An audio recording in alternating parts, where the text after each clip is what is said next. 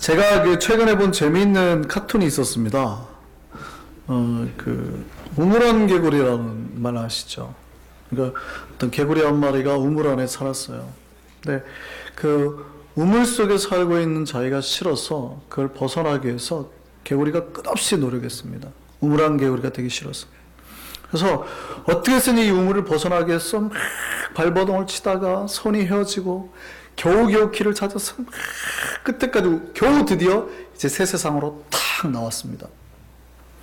그래가지고 우물 제일 위에 딱 올라갔더니요, 그 앞에 뱀이 입을 쫙 벌리고 있더라고요. 중요한 거는 지금 자기가 우물 안에 있었다라는 게 아니에요. 중요한 거는 자기가 개구리였다는 거예요. 무슨 얘기인지 아시겠어요? 많은 신자들이 오해를 합니다. 내 환경이 뭐냐? 내가 이 환경만 벗어나면 될 것 같다. 이것만 해결되면 될 것 같다. 요 문제만, 요 경제적인 것만, 요 어려움만 해결되면 내가 진짜 새 세상을 살 것 같다. 막 이러고 막 그거를 벗어나려고 발버둥을 쳐요. 중요한 거는요, 환경이 아니에요. 여러분이 개구리면 그냥 잡아먹히는 거예요. 어떤 존재, 또 아무도 여러분을 감히 해할 수 없는 새로운 존재가 됐느냐, 이게 중요하다고요. 크리스천에게 중요한 게 똑같아요. 지금 내 환경, 내 어려움이 문제가 아니에요. 여러분이 지금 어떤 존재냐, 이게 중요한 겁니다. 우리가 하나님의 거룩한 백성답게 살지 못하고 예배가 즐겁지 못한 이유가 뭘까요? 여러분의 환경이 어려워서 그래요? 목사님 너무 힘들어요. 좀만 기다려주세요. 직장생활이 힘들어서 그래요? 아닙니다. 제가 예언하건대요. 제가 예언의 능이 있어서 예언하건대 여러분의 환경은 언제나 변함없이 힘들 겁니다. 직장 상사도 변함없이 여러분을 괴롭힐 겁니다. 그러나 어느 순간 내 예배가 즐거워지고 내 인생의 의미가 깨달아지고 살맛이 난다 하는 이유는 뭐예요? 환경이 바뀌어서가 아니라 뭐가 바뀌었어요? 내가 바뀌었어요. 내가 변화될 때입니다. 내가 새 존재가 될 때예요. 그러면은 예전에 없던 은혜와 감동이 다시 내 안에 새롭게 살아나고요. 예수의 피 묻은 십자가, 예수의 십자가 그냥 나무 십자가 아닌 진짜 피 묻은 십자가 느껴지는 그런 새로움으로 내 안에 막 감격이 일어나는 거예요. 그 내 안에 변화가 일어날 때 모든 것이 바뀌게 될 줄 믿습니다. 그러니까 이제 여러분이 예전에 개구리 같은 존재가 아닌 새 존재가 되어서 뱀이 와도 감히 나를 건들지 못할 정도가 돼서 툭툭 쳐야지 되는 것이지, 벗어나려고 발버둥 쳐봤자 뱀은 주변에 산재해 있어요. 무슨 말인지 아시겠어요? 여러분 혹시 슈퍼맨 영화 보셨어요? 슈퍼맨 영화를 보면은요, 갑자기 사람들이 막 지진이 나고 막 건물에서 떨어지려고 막 매달리잖아요. 그 위기에, 절대절명의 위기에서 막 보고 가슴을 졸이는, 이러다가 탁 반전이 딱 일어나는 포인트가 있죠. 그 뭡니까? 기자였던 클라크가 옷을 쫙 찢는 장면이죠. 그럼 여자들이 아! 그러잖아요. 그때 보통 이제 그 전화 부스 같은 데 들어가가지고 빙글빙글빙글 돌고 탁 나오면 이제 옷이 확 벗겨져가지고, 그죠? 음악이 나오죠. 딴따딴 따따따따따딴 딴따따 이렇게 나오잖아요. 그러면 사람들이 소망을 가지는 거예요. 무슨 소망이요? 아, 이제 저기 매달려 있는 사람이 살아날 수 있겠구나. 저기 지금 죽을 수밖에 없던 사람이 드디어 회복될 수 있겠구나라는 소망이 일어난단 말이에요. 그게 왜요? 혹시 슈퍼맨이 입은 옷 때문에요? 빨간 부츠에 파란색 타이즈, 빨간 팬티, 뭐 팬티를 바깥으로 입은 그런 것 때문에요? 그것 때문에 여러분이 소망을 가집니까? 그러면 보세요. 옆에 아이가 그걸 보더니 갑자기 자기가 옷을 갈아입기 시작하는 거예요. 초등학생 아이가. 그리고 빨간 부츠를 입고 타이즈를 입고 팬티를 입고 망토를 두르고 기다리세요! 여러분이 그 아이의 변화되는 외모에 소망을 가집니까? 아이가 옷을 그렇게 입었다고? 아무도 저 아이가 이 아이 때문에 살 거라는 소망을 갖지는 않죠. 외모가 바뀌었다 하더라도. 여러분이 그때 소망을 가진 이유가 뭐예요? 클라크에서 슈퍼맨이 됐기 때문이에요. 그가 옷을 갈아입었기 때문이 아니에요. 물론 옷은 슈퍼맨이 됐다는 상징이지만 옷을 갈아입었기 때문이 아니라 그가 슈퍼맨이 됐다는 거예요. 제가 무슨 얘기 하려고 하는지 아시겠습니까? 우리가 새롭게 살 수 있는 소망, 그거는 존재의 변화로만 가능한 거예요. 여러분 하나님 앞에 능력과 힘을 가지고 살 수 있는 거는요, 여러분이 존재가 될 때예요. 목사님 내 삶이 좀 바뀌고 천만에요. 외적인 거는 아무리 바뀌어도요, 여러분의 어떤 능력에 영향을 못 미칩니다. 여러분이 바뀌셔야 돼요. 여러분 왜 예수 믿는 게 재미없어요? 죄송한데 여러분이 완벽하게 크리스찬의 변화를 못 느끼기 때문이에요. 왜 이 세상이 이렇게 어두워요? 교회가 이렇게 많은데 변화된 크리스찬이 적으니까 세상에 영향력을 못 미치는 거예요. 바울이 그래서 말을 했어요. 고린도 교인들한테. 당신들은 어린아이와 같습니다. 어린아이와 같으니까 이 사람이 다른 사람을 케어할 수 있어요? 자기도 못 케어하는데요. 뭐 깐난아기라. 자기도 못 케어하는데 다른 사람은 어떻게 케어를 해요? 그러니까 자기의 신앙적 생명만 간신히 이어간다고요. 내 목숨이 언제 끊어질지 몰라가지고 위태로운데 언제 다른 사람의 영혼에 신경 쓸 겨를이 어디 있어요? 고린도전서 말씀 볼까요? 형제들아, 내가 신령한 자들을 대한 것 같이 너희에게 말할 수 없어서. 그러니까 정말 신령한 자는 뭐예요? 변화된 자죠. 존재의 변화와 거룩으로 변화된 자처럼 당신들을 대할 수가 없어서 마치 육신에 속한 자, 아직 못 변한 자처럼. 그런데 내가 아직 당신들이 구원을 못 받았다고는 차마 말을 못하겠고 라고 말하는 거예요. 육신에 속한 자, 마치 어린아이를 대하던 너에게 하노라 그런다고. 그래서 어떻게 했대요? 내가 너희를 뭘로 먹이고 저지로 먹이고 밥으로 아니하였느니. 왜냐하면 너희가 밥을 주면 감당해요? 못 감당해요? 못 감당하거니와 지금도 못하리라. 바울이 고린도 교인들의 신앙을 어린아이래요. 그들에게 밥을 먹이고 싶은데, 왜냐하면 밥이 거칠지만 영양가는 많거든요. 근데 밥 주면 다체해가지고 큰일 날 것 같다는 얘기예요. 그러니까 뭘로 먹여요? 저지로만 먹인다는. 예수를 믿기는 믿는데 신앙이 어린아이와 같은 사람, 이런 사람에게 다른 사람에 대한 배려나 다른 사람 잘 살게 하자고, 다른 사람을 위해서 우리가 섬기자고, 시간을 내고 돈을 내고 투자하자고, 다른 사람 구원하러 전도하러 가자고 말할 수 있겠습니까? 지금 막 거의 링거 꽂고 실신 직전의 사람이에요. 막 아파가지고 있는 사람에게 뭐합니까? 교회 청소 안 하고 빨리 일어나서 봉사해야죠, 전도해야죠, 이런 말 제가 할 수 있을까요? 없을까요? 못하죠. 그런 말 못하죠. 뭐라고 말합니까? 아이고 빨리 살아나시는 게, 빨리 회복되시는 게 우선입니다. 아이고 교회 일 안 해도 돼요. 교회 일 안 해도 돼요. 무슨 교회 청소입니까? 교회 청소는 아이고 이거 안 하시는 거예요. 빨리 지금 뭐 하셔야 돼요? 회복하시는 게 중요해요.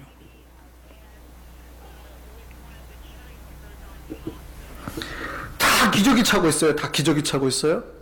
다 어린아이예요. 근데 어린아이에게 뭐 하자고 그래요? 너 가서 돈 안 벌어와! 임마 집안을 위해서 네가 청소하고 일도 하고 좀 나라를, 집안을 살릴 일을 해야지! 그렇게 말할 수 있습니까? 없습니까? 기저귀 차고 있는 애한테 뭐 해요? 아무것도 하지 마. 그냥 너는 우선 밥만 잘 먹고 건강하게만 하면 된다. 그런 사람에게 어떻게 하나님의 일을 하자고 말하면, 어떻게 전도를 하자고, 어떻게 선교를 하자고 말합니까? 그냥 젖이나 먹고 빨리 잘 크자, 이게 우리가 할 일입니다. 이러는. 물론 누구에게나 신앙의 유아기는 있습니다. 누구에게나. 여기에 있는 사람 중에서 신앙의 유아기를 안 거친 사람은 아무도 없죠. 그런데요, 말씀을 먹고 점점 이렇게 성장하잖아요. 그럼 나중에 뭘로 변해야 되는지 아세요? 다 십자가 군병으로 변해있어야 돼요. 용사들로. 워리어가 돼야 된단 말이죠. 그러니까 이 사람들을 데리고 나가서 그냥 사탄과 싸워가지고 승리하고 막 이게 목회거든요. 저는 그걸 소망합니다. 제 안에는 아직도 근육이 불끈불끈 막 영적인 근육을 말하는 거예요. 제 배를 보지 마시고. 영적인 근육이 막 저는 불끈불끈 섰거든요. 그 여러분과 함께 나와서 그냥 승리를 외치고 막 복음 전파하고, 제 안에는 워리어의 피가 막 넘쳐요. 막. 그런데요, 문제는 신자들에게 이런 유아기가 좀 오래 간다는 얘기예요. 제가 교회 구성을 이렇게 살펴보면은요, 우리 교회를 얘기하는 게 아니라 뉴욕과 한국에 있는 모든 교회를 제가 살펴보면은요, 사탄과 싸우고 전도하고 막 팀 꾸려서 기도하고 막 성경 공부하는 십자군 용사보다는 거의 젖먹이들이 많아요. 주일 예배 드리는 게 만족해요. 그걸로 막 그러니까 목숨 연명하는 거죠. 예배 한번 드리고 막 목숨 링거 꺾고 겨우 아직 죽지는 않았어요. 예배는 드리니까 깔딱깔딱 하고 있어요. 그런 사람에게 제가 가서 뭐 하자고 그러면 뭐예요?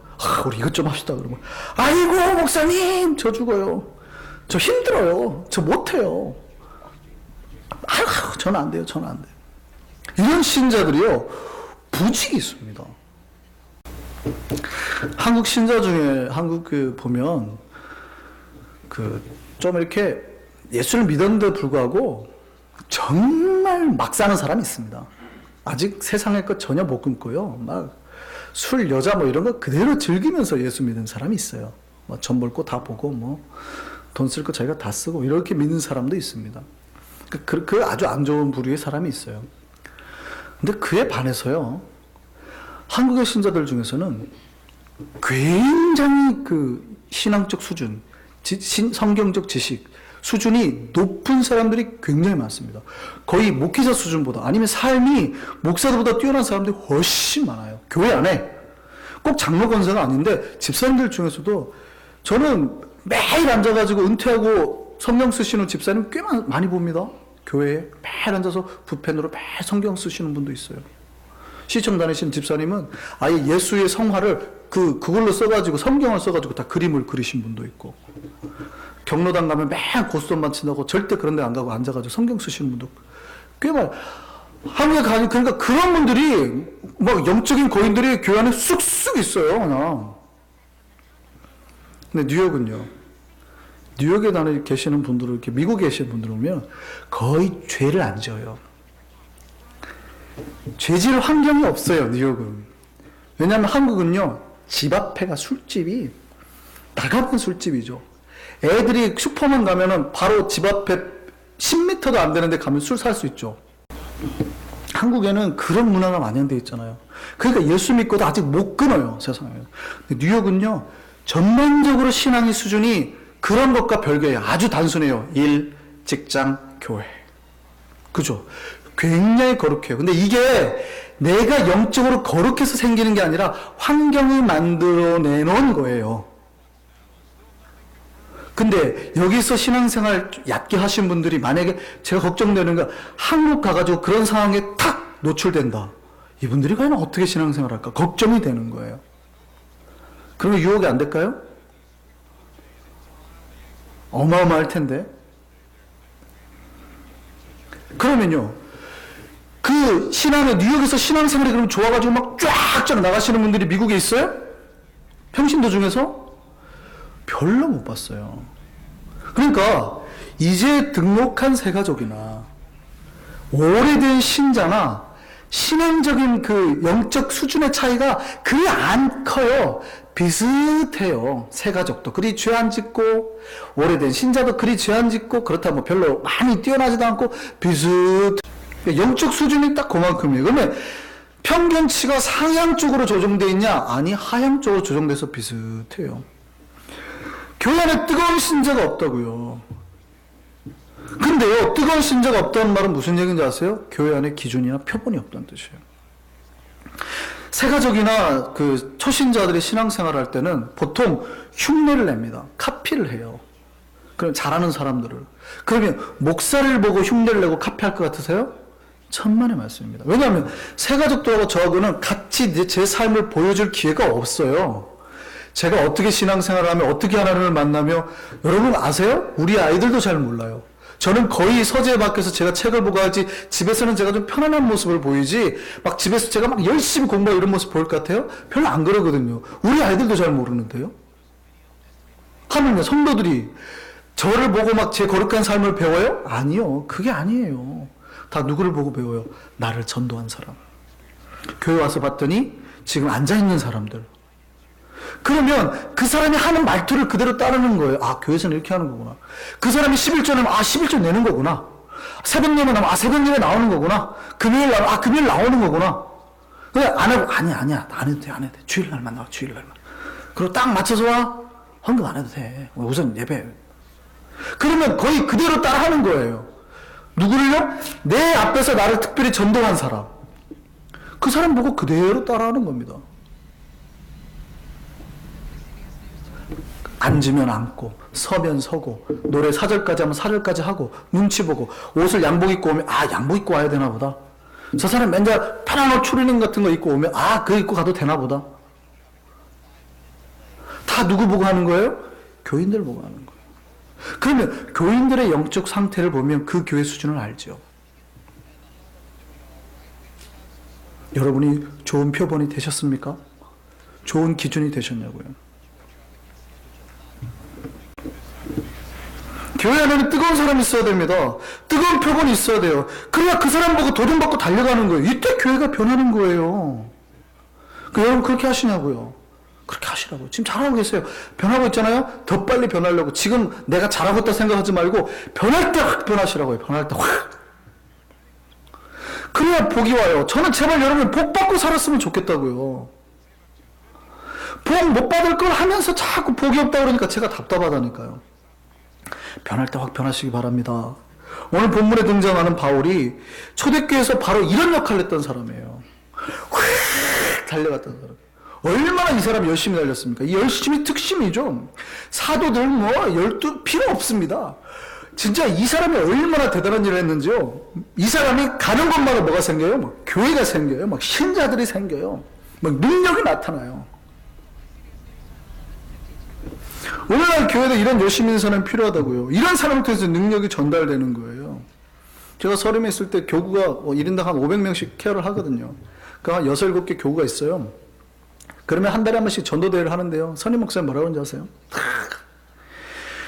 가히 가당치 못할 전도 숫자를 교구별로 요번에는 60명, 이달에 60명씩 교구별로 전도해오라는 거예요. 그러면은 제일 열심히 있는 사람이 몇 명 하면 제일 잘하는 사람에게 처음에 딱 말합니다. 몇 명 전도하실래요? 요번에 우리가 70명 전도합니다. 딱 해버려요. 그러면 이제 다른 교우가 죽을 맛이죠. 우리 그냥 한 30명도 못하는데. 그러면 이제 몇 명 말해요? 그럼 우리는 50명요. 우리는 60명요. 그러고 따라오는 거예요. 무슨 얘기인지 아시겠어요? 누군가 하나가 특출나게 열심히 있는 사람이 쫙 나가면 나머지 사람들이 따라가는 겁니다. 여러분이 그 표본 역할을 하시냐고요. 왜 뉴욕교회가 이렇게 어둡고 영적으로 어둡고 합니까? 목사들도 마찬가지고 평신도도 마찬가지고 내가 내 앞에 쫙 바울처럼 치고 나가는 사람이 있어야 되는데 없다는 거예요. 평균이 비슷해요. 비슷해. 그거를 즐겨요. 제가 보기에는. 다 목사도 즐기고 교인도 즐기고 빨리 우리 교회로 와라는 거죠. 장로고 뭐 필요 없고 다 우리 교회로 와라는.